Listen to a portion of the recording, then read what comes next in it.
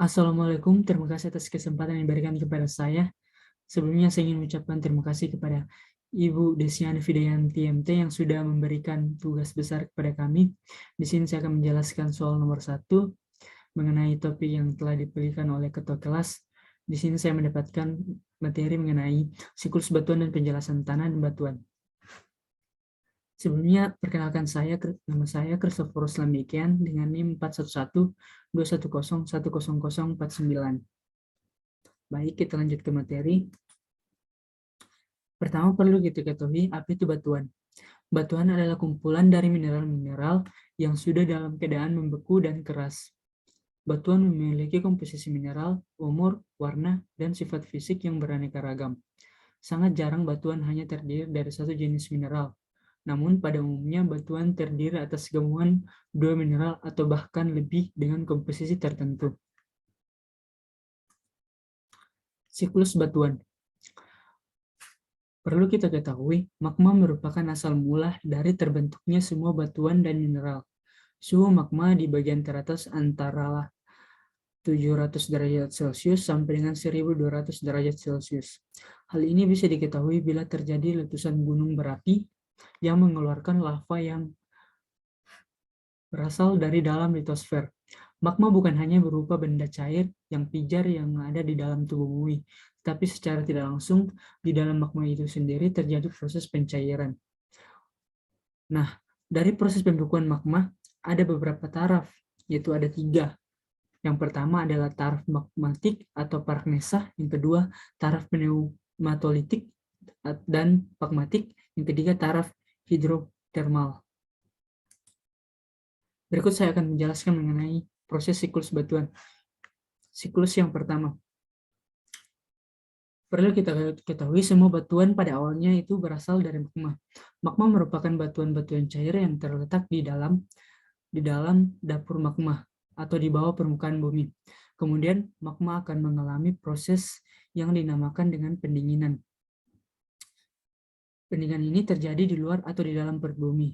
Setelah mengalami proses itu, ia akan membentuk yang namanya batuan beku atau biasa kita sebut dengan igneous rock.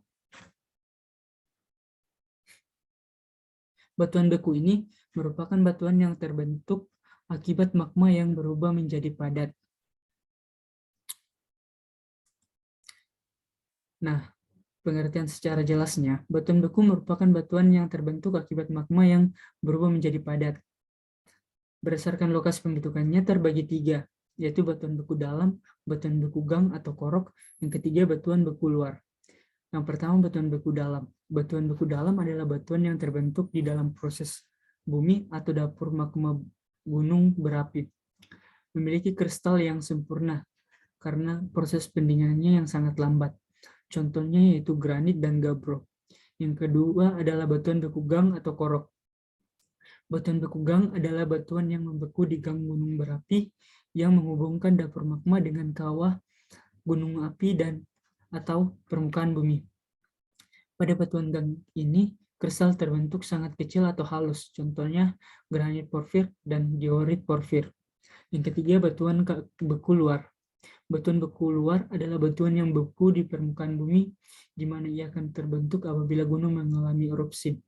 Pendinginannya berlangsung singkat, sehingga kristal yang terbentuk itu kecil atau bahkan tidak ada. Contohnya batu apung dan obsidian. Berikut siklus kedua dari proses siklus batuan.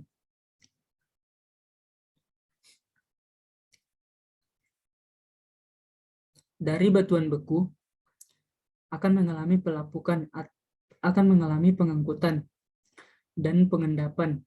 Batuan yang sering disebut dengan atau biasa disebut dengan batuan sedimen plastik. Kemudian ada batuan yang mengalami pengendapan atau akibat proses kimiawi yang disebut dengan batuan sedimen kimiawi. Atau ada juga batuan yang mengalami pengendapan akibat makhluk hidup atau organisme, yaitu batuan sedimen organik.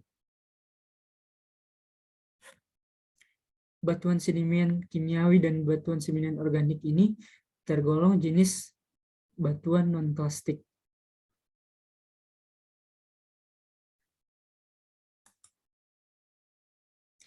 Nah, apa sih batuan sedimen? Batuan sedimen merupakan batuan yang terbentuk dari batuan yang lain yang mengalami penggalapukan, pengangkutan, dan pengendapan di suatu wilayah. Berdasarkan proses pembentukannya, dibagi lagi menjadi dua bagian utama, yaitu batuan sedimen klastik dan batuan sedimen non-klastik.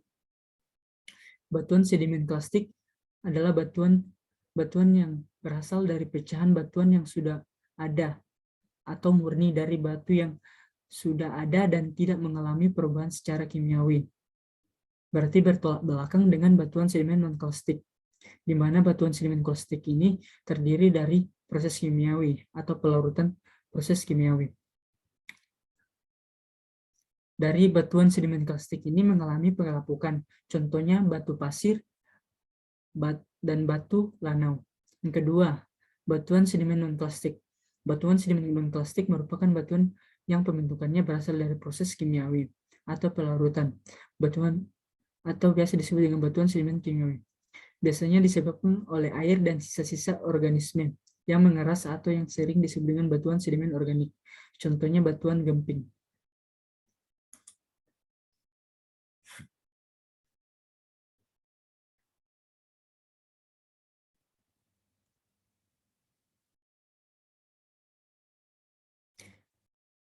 Nah, selanjutnya batuan-batuan yang sudah ada ini akan mengalami perubahan struktur pada batuan tersebut atau berubah total atau mengalami metamorfosa. Penyebab dari metamorfosa adalah batuan-batuan ini disebabkan oleh suhu atau tekanan yang terjadi di permukaan bumi. Akibat proses ini, yang dihasilkan adalah batuan metamorf.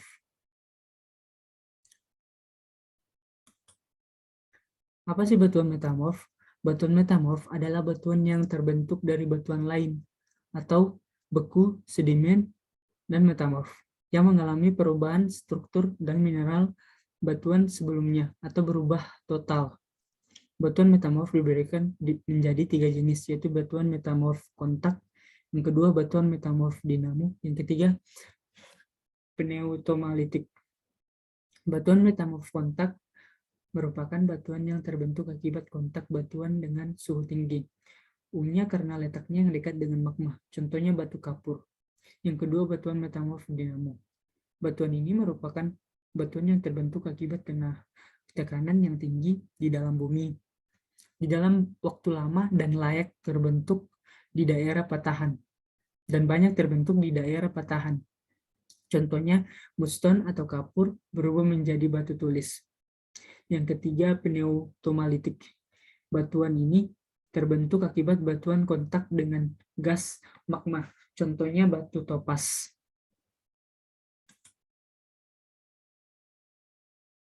Nah, setelah terbentuknya batu metamorf, selanjutnya batuan-batuan tersebut akan mengalami atau akan kembali hancur atau akan mengalami peleburan di dalam magma.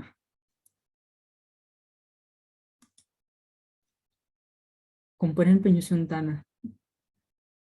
Yang pertama ada batuan. Yang kedua udara. Yang ketiga humus. 4 air. 5 mineral. 6 mikroorganisme. Yang pertama batuan. Batuan yang ada di permukaan bumi dapat berasal dari magma gunung berapi yang keluar dan mengeras di permukaan bumi akibat perbedaan suhu. Batuan yang ada di permukaan bumi selanjutnya akan mengalami pelapukan yang bisa disebabkan oleh angin, air, zat yang bersifat korosif. Yang kedua, udara. Udara sangat penting untuk respirasi akar dan mikroba yang membantu mendukung pertumbuhan tanaman. Karbon dioksida dan nitrogen juga penting untuk mendukung fungsi tanaman di bawah tanah seperti untuk bakteri pengikat nitrogen.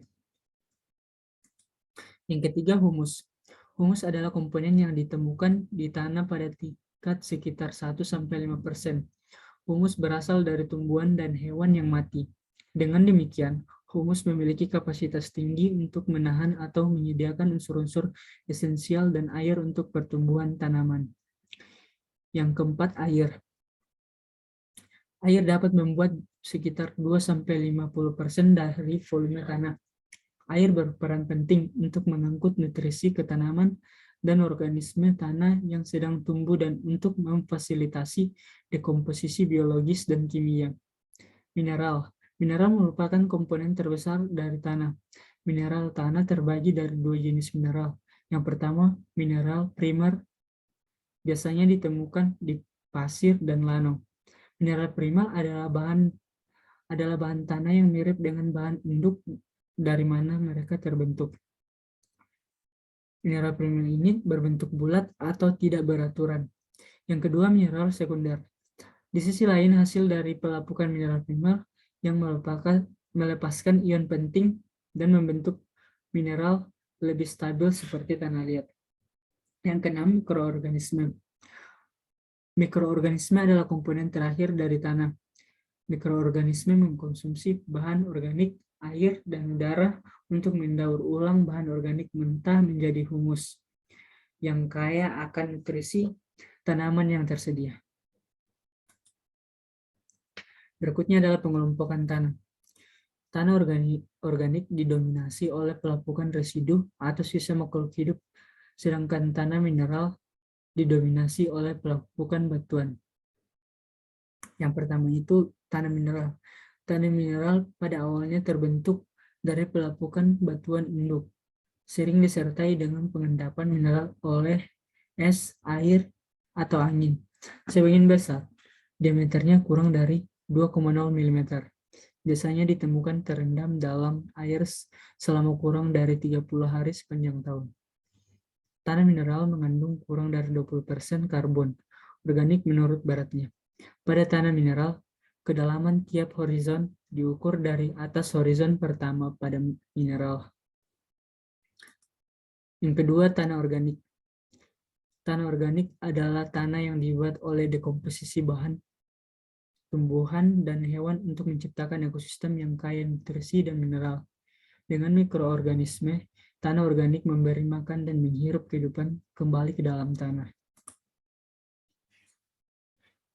Saya kira itu saja yang bisa saya sampaikan mengenai topik 2 ini tentang siklus batuan. Apabila ada yang kurang, saya mohon maaf. Selebihnya, saya ucapkan terima kasih untuk Ibu yang sudah mendengarkan presentasi saya. Saya ucapkan terima kasih.